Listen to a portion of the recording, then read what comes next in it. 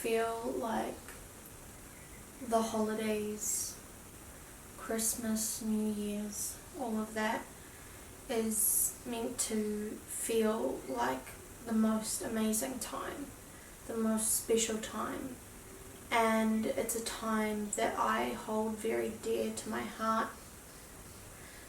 I think that comes from childhood.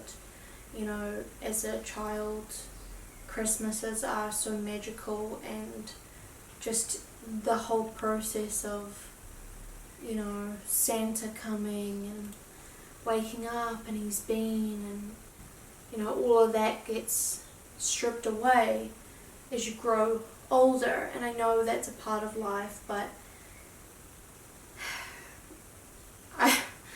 and I'm not trying to talk about Christmas in this, but I just feel like I wish some of that magic was still there, especially this year. Coming into 2022, there are a lot of uncertainties that I'm facing, and for someone with Asperger's and anxiety, that is really, really difficult. I don't know if you guys have seen my Instagram or not, but my little dog a week and a half ago got diagnosed with prostate cancer, and it was a diagnosis that none of us was expecting because there were no signs, no symptoms.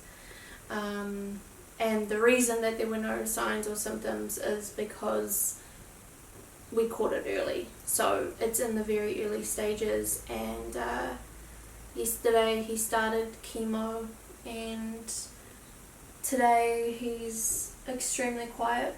When dealing with a sick anything, be that person, be that animal, it's really, I think, triggering for me. As a child, I was in and out of hospitals, not for myself, but for family members of mine, and I was around 2 or 3 at the time, and you know, those hospital visits have continued my entire life, obviously with family members. And that's a tough thing. I think people think, oh, something must have happened, you know, you must have lost family members for you to have such a strong reaction to illness. But actually, no one did die around me. It was just that my toddler brain tried to make sense of what hospitals meant, what illness meant, what uncertainty meant. And unfortunately it came to a very negative thing, something to be afraid of, something to feel really scared of. I haven't developed from that point. I think I still carry those traumas today. Now I'm in a position where I am taking care of my best friend, my dog, and I am trying to give him the best possible life with as long of time as I possibly can have with him, because as I'm sitting here right now, like, I can't imagine my life without him, and that's a scary place to be in when you're facing vet visits. You know, I speak to the vet pretty much every day now, and I think I'm living in this state of fear. I think I'm just trying to survive, and it's really unfortunate because this time of year is what I've been waiting for. I've been in a lockdown for 4 months now, and now suddenly I'm able to leave and go explore and actually begin my life in this new city that I moved to, and yet I'm spending it all at a specialist at the vets. It's really scary.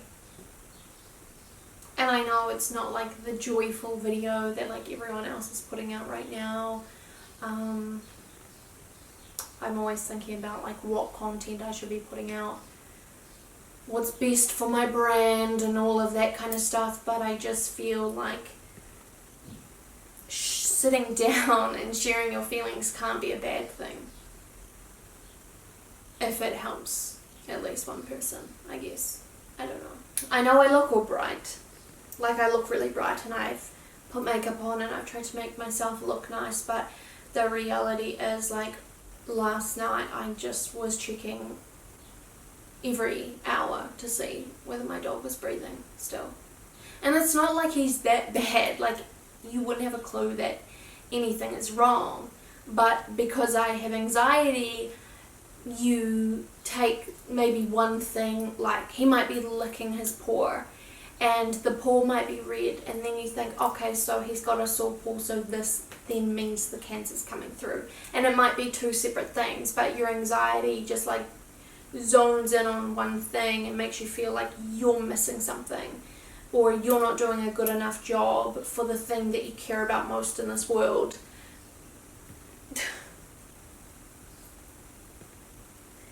Like, that's exhausting. How are we meant to be happy? And what even is happiness, you know? That's a question that I've been trying to define for a while now. Like, should I be feeling happiness all the time? You know, we live in this world where we can accommodate all our needs, like all the time, at the drop of a finger. You know, we can turn our air conditioning on while we're driving home from work so that it's comfortable enough for when we walk back in the door. We can access any movie from any time period just with a few clicks. You know, so we have this like expectation that we can fix things. Anything can be done. So then we think when we're not happy, there's something wrong with that. When we're not happy,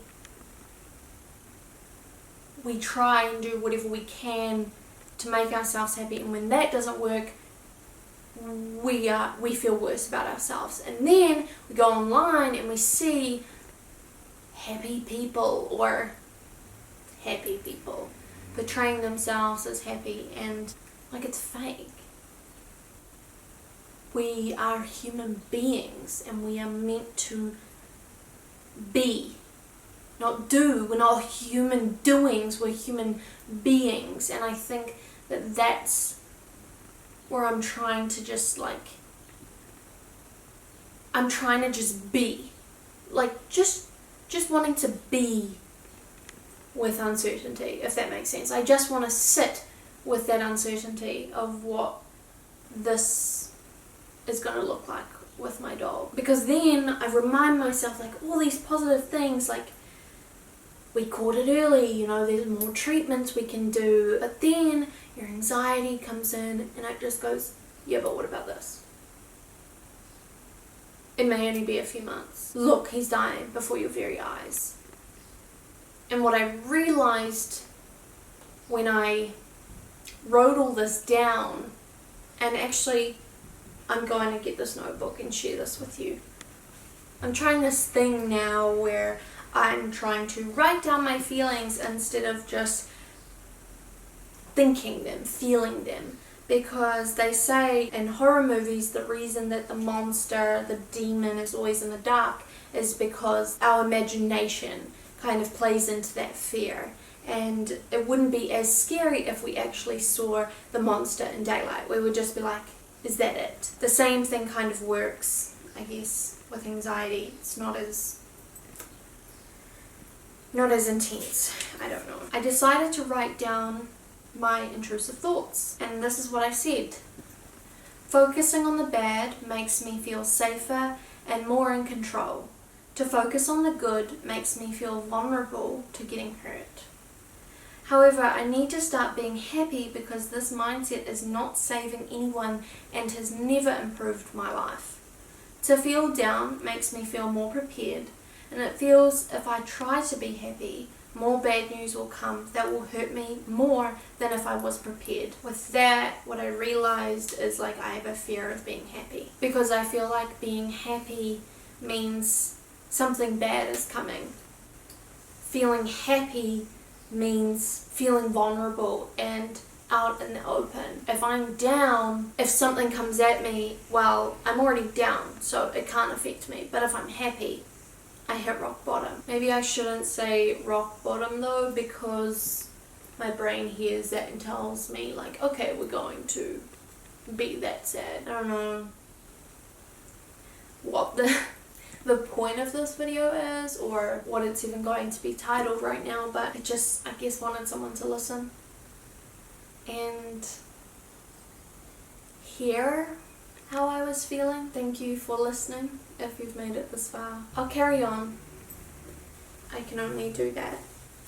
But yeah. Bye guys.